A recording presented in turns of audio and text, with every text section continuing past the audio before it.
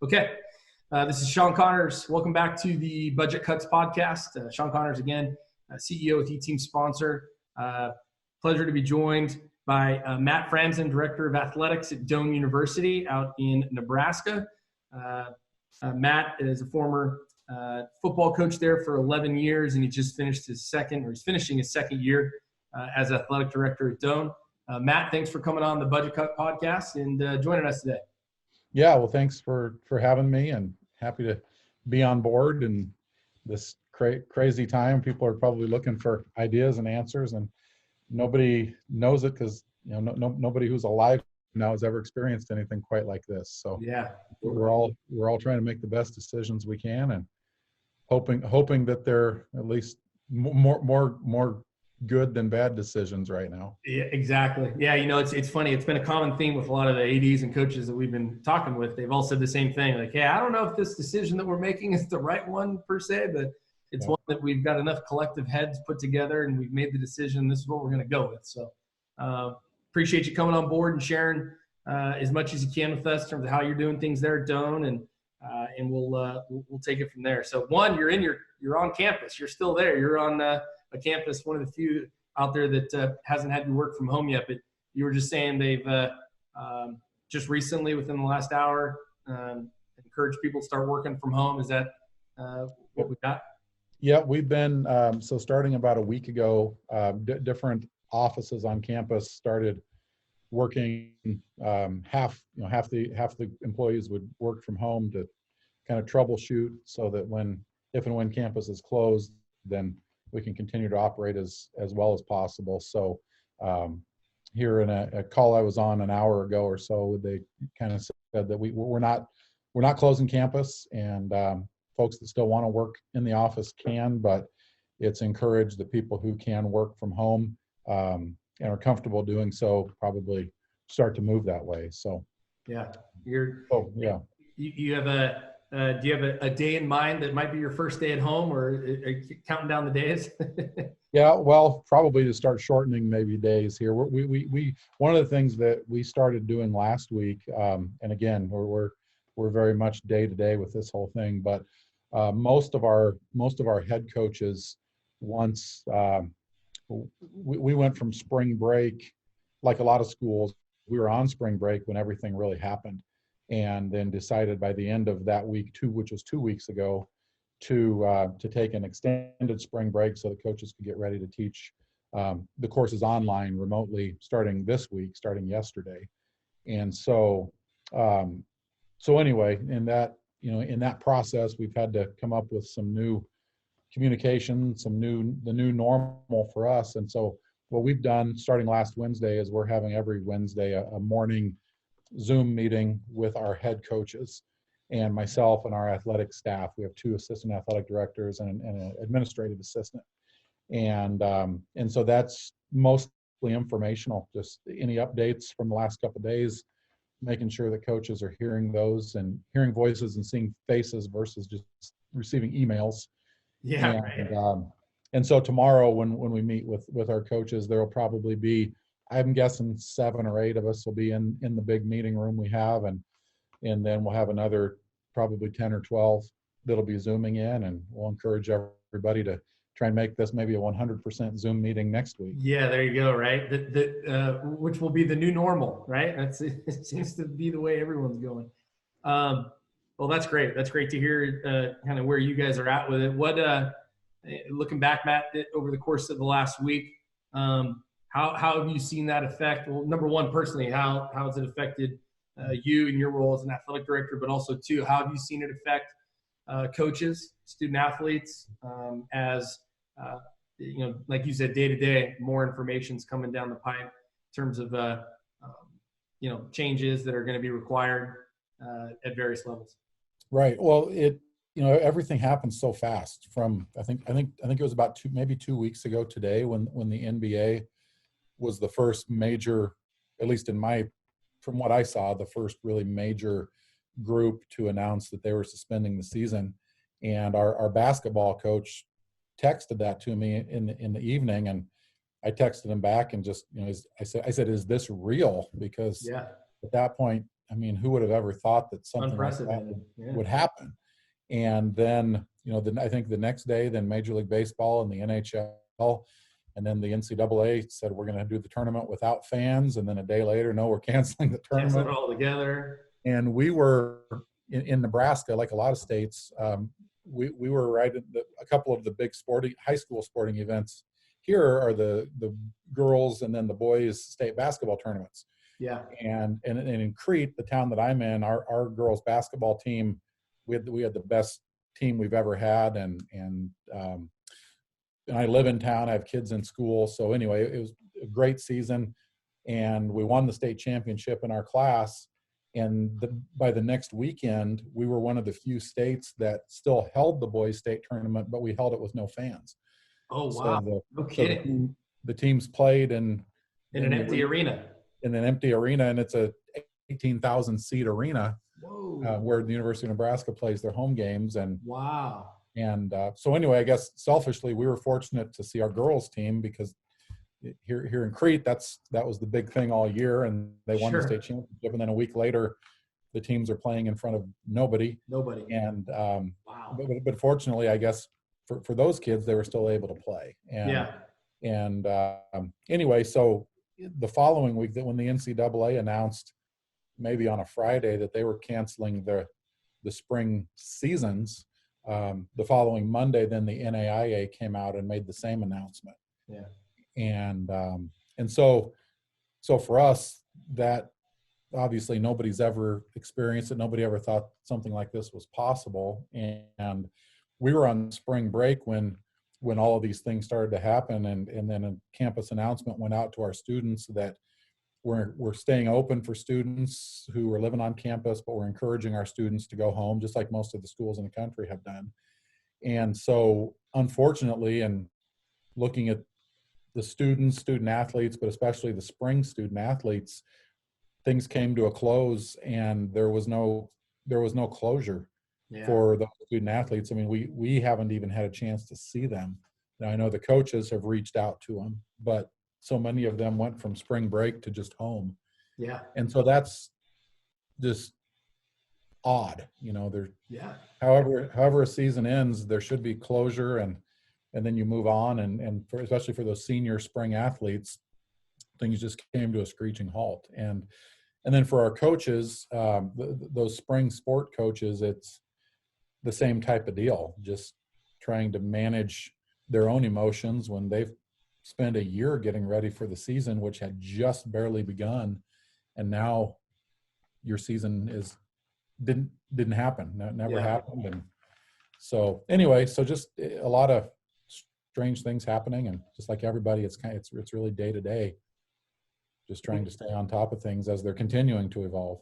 Yeah, and like you said, it being that it's unprecedented, nobody's navigated these waters before, so it's tough to. How do you react? How do you react to a coach who, we've heard stories of these programs that, a baseball team or a softball team or a track and field team that they felt like, hey, this is the best team we've had in a long time, and this was our best chance to go on and do something really special, and now they're not afforded that opportunity, unfortunately. So your heart goes out to all the student athletes and the coaches that put so much time and effort in, and they have that taken away. It's really, really unfortunate.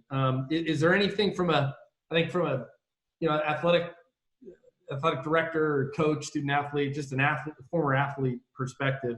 We've all had the adverse challenges faced through our times competing, you as coaching, obviously in football. And we're always trying to find positives to focus on, ways for us to be able to help pull us out and overcome the adversity. What are some of the things that you've seen, either from the institution standpoint, maybe the president of the school, or some of the other things you've seen either on your campus or that you've experienced at this point from a positivity standpoint that you think may serve either your campus well or anybody else listening for that matter? Well, I guess, I at smaller colleges, I think athletic directors are maybe a little more involved in the executive part of campus, just because we're a campus of about 1,000 undergrad students, and over half of those students are athletes. And so I serve on the executive council at our school with the provost and the academic deans and different folks, obviously the president and the CFO, and so the conversations when things evolved very quickly. I think professionally fortunate to be in the room when those conversations were happening, and for me, for our leadership team at Doane here, we've had some changes over the last year and a half or so, with some vice presidents leaving and some new coming on board. And after the big meeting we had where we really decided as a campus that it's time to announce that we're gonna work remotely after spring break and teach, and everybody's done that now. We were the second or third, probably the third school in Nebraska to make that move. I was really impressed just with our president.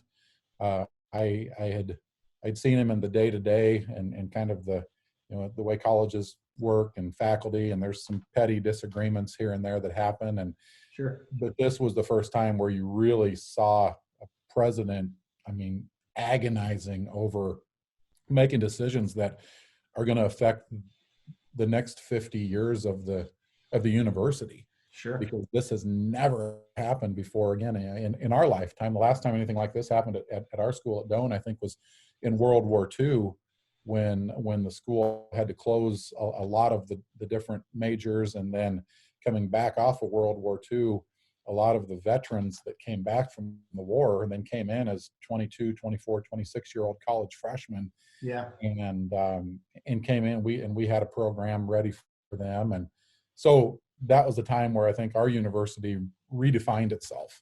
Sure. Moving forward. And this is another opportunity to do that. And nobody knows yet what it's going to look like. One of the things we're a little bit afraid of is we're a school who has done pretty well being progressive with some of our online offerings with our non-traditional students. And now that everybody's going online, everybody is forced to have some kind of an online experience. Sure. And I think we're a little bit worried that the marketplace that we've done really well in the last 10 years, 5 years with the online, now everybody is going to be delving into that market. Yeah, sure. And so what does that mean then for us? So anyway, we'll see how it goes. I don't know what effect all of this has on athletics once we hopefully come out of this and get back to some normal. Sure. But as a university, I think universities across the country will have to reevaluate the whole budget, the budget cut, what's really important, where are we going to invest, and maybe what things are antiquated. What majors do we have that there's one student in a certain major and there's a couple full-time faculty? Maybe that's not sustainable. And so I think this, for a lot of schools, this will force schools to reckon with some of those tough decisions and decide what they're going to do and who they're going to be moving forward. Yeah, we've had conversations with not just schools and institutions like yourself, but had conversations with other companies as well. How are they dealing with this? And it is everyone's in the same boat there. That, hey, look, yeah, you're probably being forced to make some decisions that you otherwise maybe, prior to this, you were saying, well, we could probably still be okay with that. I think of Art of War, Sun Tzu. In the midst of chaos, there's opportunity. Try to find, hey, look, yeah, there's a crazy storm going on right now, but there might be an opportunity for us to be able to get better. There might be an opportunity for us to grow, do something different. And it sounds like, as evidence there on your campus, as I'm sure it is at many campuses, there's definitely going to be some opportunities there, some difficult decisions to be made too. So definitely don't envy the presidents and the folks in those leadership positions, because there's going to be some tough decisions, I'm sure. In terms of looking at student athletes, some of the things you guys are doing to support them. So many of the people that get into high school and collegiate athletics do it for the development of the student athlete. What you mentioned, you guys are doing some Zoom meetings, you're doing some online instruction, which sounds like you guys were definitely ahead of the curve there, which is great. What are some of the things maybe that are unique, or some of the things that you've seen that are working well to support the student athletes?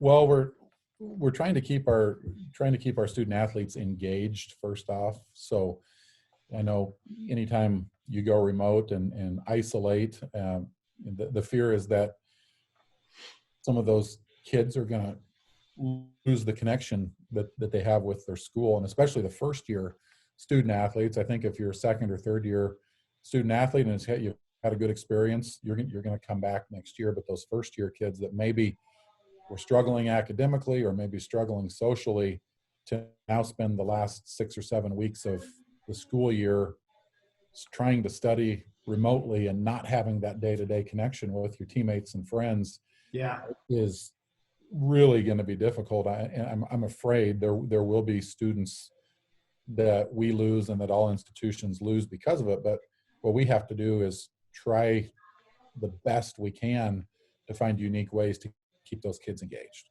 absolutely. And we're just on the front end of that. We're Sure. going to meet again tomorrow, have a Zoom meeting with our head coaches, and the first item is let's open it up and share what you've done in the last week to reach out to your kids and engage some of the kids who are on the bubble, and stay tied in with them. One of our women's soccer coach last week was excited about putting together a team Zoom meeting.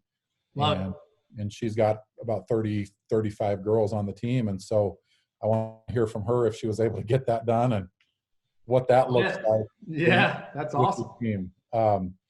So we're, as an institution, we are, the professors who are teaching online are encouraged to be extremely flexible, because you really have to be with this. Nobody's done this before.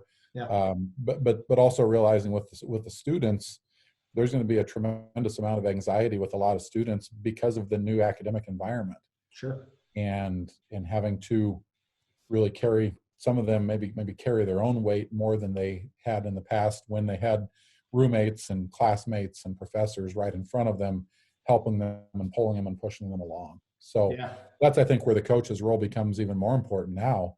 And it's not athletic there. It's mental health support and all of that. So it's really interesting point you bring that up. We had an interview earlier today with a football coach. Kind of same thing, looking at it. Hey, look, I'm taking a step back from football coach. I'm really looking at this at the mental health and well-being of our student athletes. You know, they're not used to being on an island. They're not used to doing this. They're not a working professional who, is accustomed to working from home. You know, it's a different way of the world, and it's important to recognize that. And hey, what can we do? So it's great to hear you got a coach that's already put together a Zoom meeting and getting the team back together, even though it's virtually. Well, the other side of that, then obviously the academics and the emotional support, but then what do you do for the physical side of athletics? Because we're, all of our teams, whether you're in season or especially the off season, the fall sports, the spring for spring football, volleyball, soccer, you're getting heavy into the individual training, but also getting back out on the field and court and working the skill development. And now that is lost. And for even the weight room, for most kids, there's not a weight room right now that they can get into to push the weights. And so finding unique ways to exercise and stay in shape. And I suppose realizing that physically you're going to lose some things. You'll probably lose some strength, but I guess in my experience, the good news is that young people do rebound quickly in lots of ways. And so if there is an 8-week period where they can't get in the weight room, if they can turn around and hit it hard, the next 8 weeks, hopefully most of those losses will come back quickly before the fall season starts. Yeah.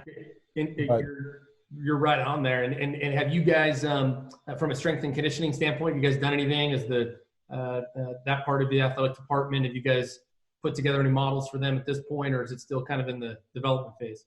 Still in the early phase there. So that there again, when we meet with our coaches tomorrow, that's going to be more. What are you doing? What's working? I know the fall sports especially, they have summer programs built out. So as a former football coach, we sent our kids home with a 14-week summer program that they could do from anywhere as long as they had a weight room. And so for, I think those sports, probably not as big of an adjustment because you already have that 14-week program. Take what you have and put something together maybe where you don't have a lot of weights to use, but you can still get outdoors and condition and run and do some things there. But again, for the athletes that are going to be isolated and not have teammates to work out with, that becomes different. Yeah. Are you an athlete who's self-motivated and intrinsically motivated, or are you the person who needs somebody to drag you out of bed in the morning to go work out? For those kids, that's going to be more of a challenge. You're right. You're right. And that's, I think, I mean, I can remember myself as a student athlete and the way I was as a coach too. There's a level of dependence in terms of having your teammates around, and you bring up some great points. What's it like going to be, attending a class with nobody else there and doing it online in terms of your instruction, having to do and facilitate workouts on your own. I'd say the one thing that sounds to be, or it seems to be, an area of encouragement, I think, for everybody, is knowing that, in my experiences, it seems like the student athlete population really is kind of the glue. They're the glue guys. They really, the great coaches, they create adverse scenarios for their student athletes to overcome. And I think, the resilience, I think, will win out here with student athletes. I think they're different, and encouraged that, this is what they're used to. Obviously, this is not this specific scenario, but being able to overcome and adapt in terms of adversity. I think that's the encouraging part of all of this, is knowing, hey, these are kids that they can lean on some previous experiences to help them through this, and it's a really, really tight-knit community. So hopefully that'll be the case and continue to be the case with a lot of these student athletes. I'd say the last question here, as we look to wrap up, Matt, when you look at the NAIA as a whole, and some of the decisions that obviously they've had to make in terms of canceling the spring sports seasons, taking a shot at your best guess or how you think things will play out and how this may affect the 2021 academic year. How do you see this in terms of affecting the future, and maybe what are some of the thoughts that are going through your mind in preparation for that, and how things may be different going into the next academic year?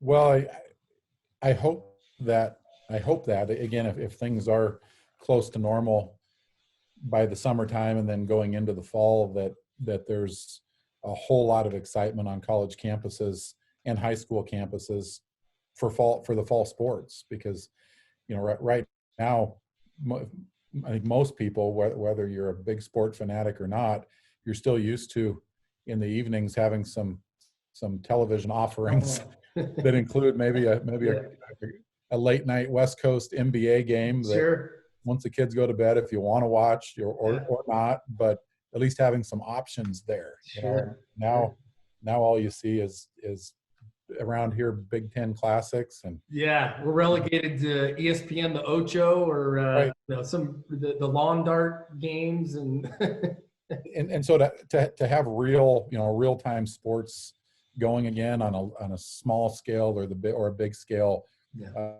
I think will be exciting, and I think and everybody will benefit from that. The winter sports, and even looking ahead at next spring sports season. Hopefully that buzz carries through that next year. One of the interesting things will be, obviously, with the spring sport athletes having the opportunity to regain that year of eligibility. Yeah, huge. That will affect next year, I think, the rosters, because for some of the sports that have seniors that choose to come back and then have the incoming first year student athletes, those rosters may be a little bit bigger than normal. There may be more redshirting that happens at some schools. We're not a big redshirt school, but with the freshmen coming in that would have played, but that fifth year senior is back, so maybe they're going to have to wait a year. So how does that affect things? But then also that will trickle through the next few years, because all of the students, all the spring athletes have the opportunity to keep that year of eligibility, and so you'll have more fifth year seniors. Maybe even a couple of sixth year seniors. I don't know how that all works, but Sure. and that will trickle through the next few years. So Yeah.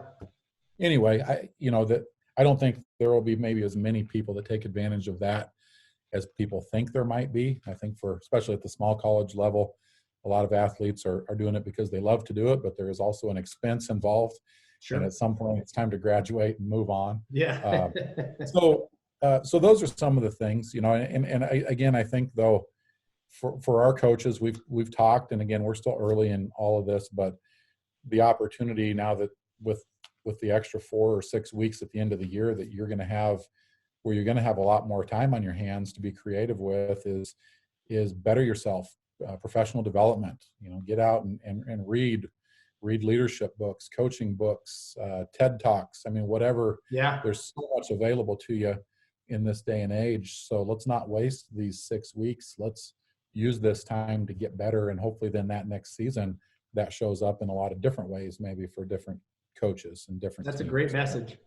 But I think there's opportunity here. There's a lot of challenge here, but like you said earlier, in the midst of chaos, I think there's tremendous opportunity for people that look for that opportunity and look for the silver lining and take advantage of those opportunities then when they do show up, because they may be fleeting, but there will be some things I think that we can take from this. Yeah, absolutely. Well, I'll tell you what, again, it gives us, I think, all a lot of, we'll call it hope, promise, encouragement, knowing that we have leaders like yourself, on these campuses that are leading people through this. Because, there's still a lot of uncertainty and a lot of people that are scared. But it's great that student athletes, coaches, they've got leaders like yourself to help them through this. You definitely have, I love your outlook and with respect to how things could look in the future for schools like yourselves and others. Speaking of opportunities to grow and get better, any leadership books or anything out there that you've picked up during this time, or anything that you've set out on the horizon for you to take a look at over the course of the next handful of weeks, things you want to dive into? Well, I just finished the program, Okay. and it's one of our former players, and then he coached with us here at Doane for a couple years, recommended to me a few months ago, and I got it. But it's called The Program, and Eric Kapitulik, I think, is one of the authors. It's written by former military leaders, but it's not a military book.